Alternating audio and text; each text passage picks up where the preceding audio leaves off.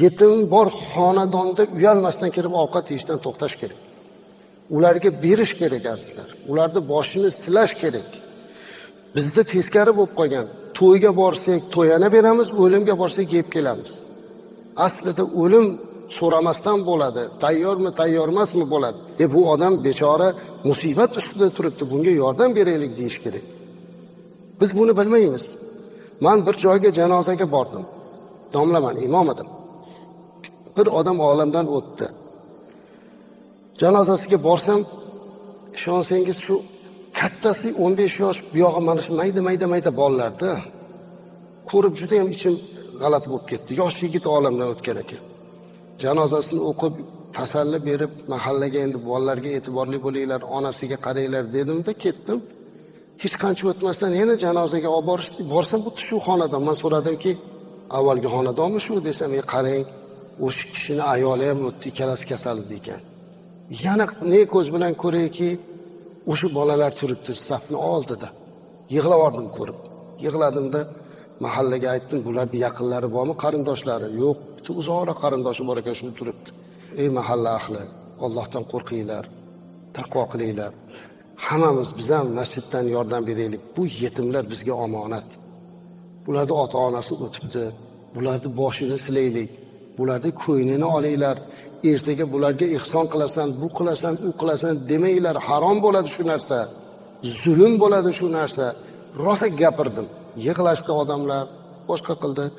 Keldim bir juma o'tgandan keyin hujramga 3-4 ta oqsoqol kirib keldi. Domla, sizda gapimiz bor. Kiring, o'tiring. O'tirib aytdilarki, bizning mahallamizdagi janozaga bordingiz.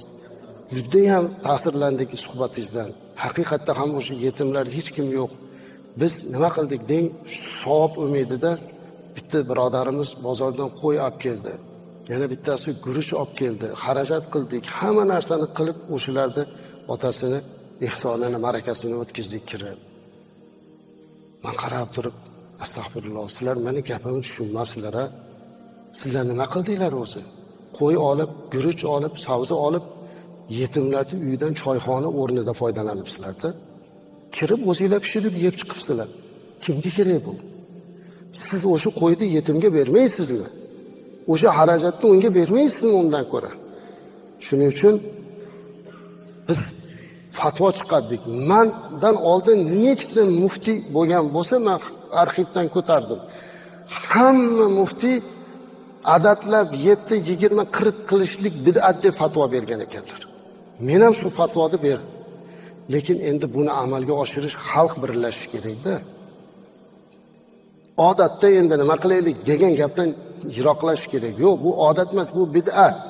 Bundan qochish kerak. Musulmon odam yetimning haqqini yemaydi.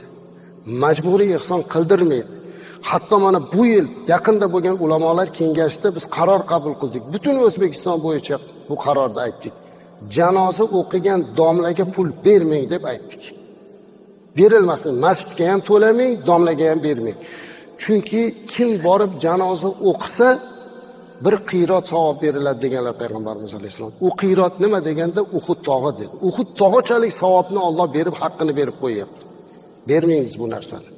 Majbur qilib borib, o'zi mana shunaqa yetimi bor, bir xil o'rtada xizmat qiladiganlar bo'ladi-da, yugurib kelib domlaga bermasang bo'lmaydi, janozang o'tmaydi. Noto'g'ri bu gap. O'zi yetimi bo'lib turgan bo'lsa, domlalar ham borib hech qachon menga janozadan pul ber demaydi. Bunaqa domla yo'q. Kim aytayotgan bo'lsa bu tuhmat qilmaydi. Men 100% kafolat beraman, domlalar bunaqa demaydi. O'rtada turgan odam qiladi bu ishni. Shuning uchun endi biz oshkora buni murojaat qilib qabul qildikki, berilmasin. Berilmasin. Yaxshisi bu ham bir namuna bo'lsin o'sha yetim parvarlikka. 7, 20 qilasan, u qilasan, bu qilasan deb qiynashni o'rniga ularga kirib boshini silaylik. O'qishi nima bo'layapti? Bir beva ayol qolgan bo'lsa, bu bechora nima qilyapti? Ana buni qarash bizni jamiyatning burchi azizlar. Yetim parvarlik islomning eng yaxshi tarbiya bergan, bizga qoldirgan meroslardan bittasi mana shu yetim parvarlik. Hatto aytadiki, yig'lamaydigan odam bo'ladi-yu, qalbi qattiq. Bir xilga odamlar shunaqa deb aytadi. Nimagadir yig'lay olmayman deydi. Juda ham qalbi qattiq odam bo'l, o'zi yaxshi odam. Lekin qalbi qattiq. bitta sahoba kelib payg'ambarimiz alayhissalom shunaqa degan ekan, mani judayam qalbim qattiq, hech yumshatolmayman deganda Rasululloh alayhissalom yetimni boshini sila degan ekanlar. Yetimni boshini silasa qalb yumshaydi. Yetim parvarlik shunaqa. Shuning uchun yaxshisi mana shu tomonga e'tibor qilaylik.